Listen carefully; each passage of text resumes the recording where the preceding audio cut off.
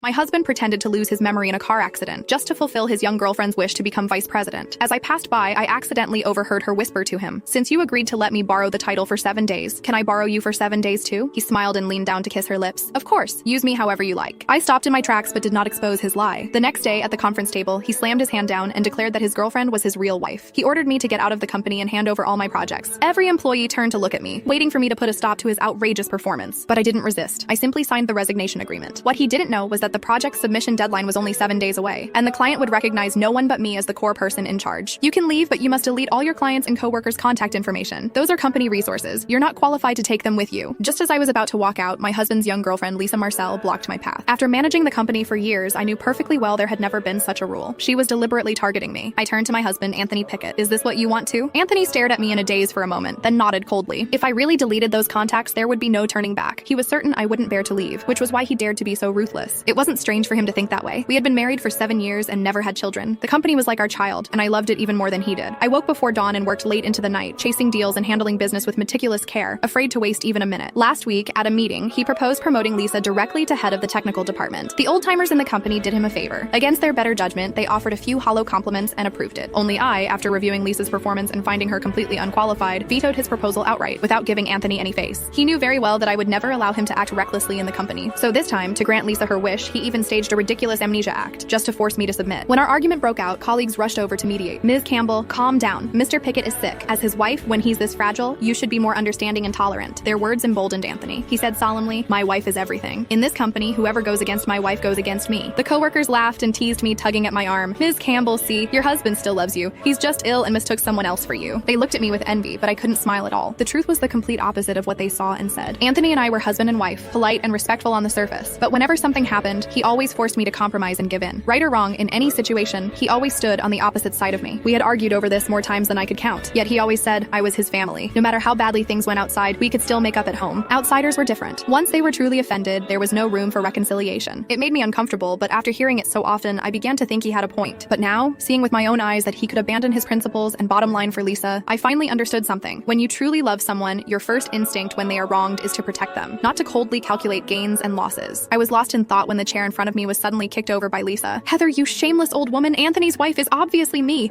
If you dare spout nonsense again, I'll rip your mouth apart." She pointed at me and screamed as if I were the one destroying someone else's family. Anthony watched the whole scene without saying a word. He simply stood behind Lisa, silently backing her up. I smiled. "Fine, I'll delete them." As soon as I spoke, I took out my phone and posted on my social feed that I had resigned. Then I raised my hand to log out of my work account. Seeing that I was serious, Anthony suddenly panicked and rushed to stop me.